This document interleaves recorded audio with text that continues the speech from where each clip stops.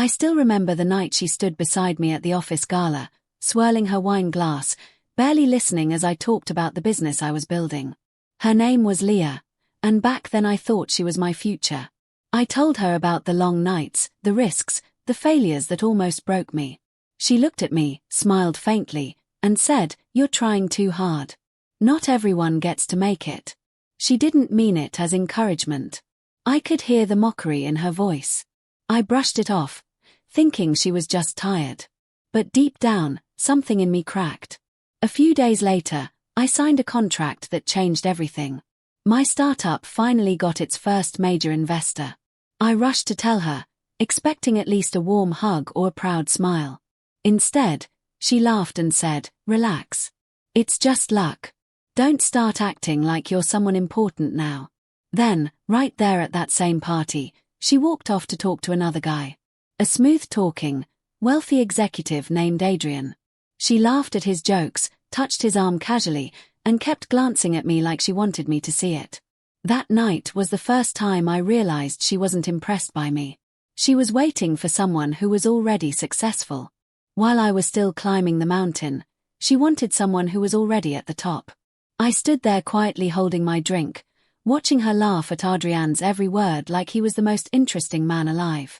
It hurt, but I said nothing. I just watched, memorizing everything. From that moment, something inside me changed. I stopped chasing her validation. I stopped trying to prove myself to someone who never cared if I succeeded. I went home, opened my laptop, and worked like my life depended on it. While she was busy chasing attention, I was chasing purpose. While she was posting pictures at rooftop parties, I was building something real, something that wouldn't vanish when the music stopped. Weeks turned into months. My business grew faster than I ever imagined. New offices, new employees, new contracts. Money started flowing in. My name started appearing in articles. But I didn't call her. I didn't send a single message. Not because I wanted to punish her, but because I no longer needed her approval to breathe. She was slowly becoming a distant chapter in a book I no longer wanted to read. One day, she called me out of nowhere. Her voice sounded casual, like nothing had ever happened. "Hey," she laughed. "I saw your interview on TV. Look at you now, big man." Her eye smiled and said, "Yeah, things are going well." She waited, expecting me to ask her out, to meet, to reconnect, but I didn't. I ended the call with a polite, "Take care." She stayed silent for a moment, surprised. That was the first time she felt me slipping away.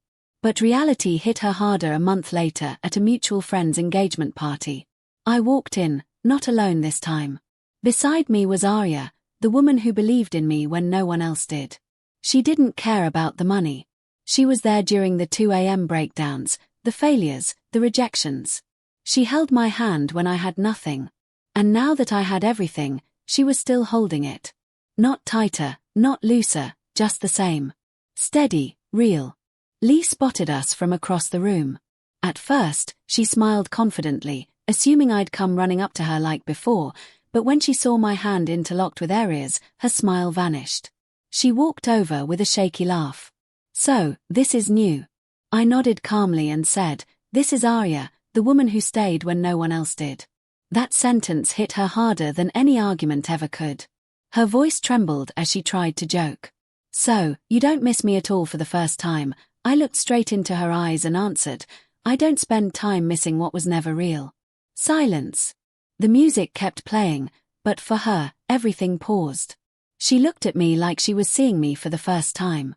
Not the man she used to overlook, but the man she could no longer reach. Later that night, as I was leaving with Arya, I saw Lee standing alone by the balcony. No laughter, no flirting, just quiet regret in her eyes.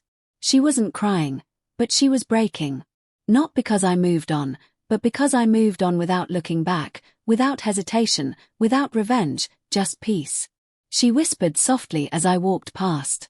"You really don't need me anymore, do you?" I paused, gave a small, genuine smile, and said, "I never needed someone to believe in me after I proved it to myself." Then I walked away.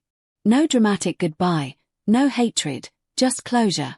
And that's when she finally understood success isn't about having someone who laughs when you fail or someone who stays only when you shine.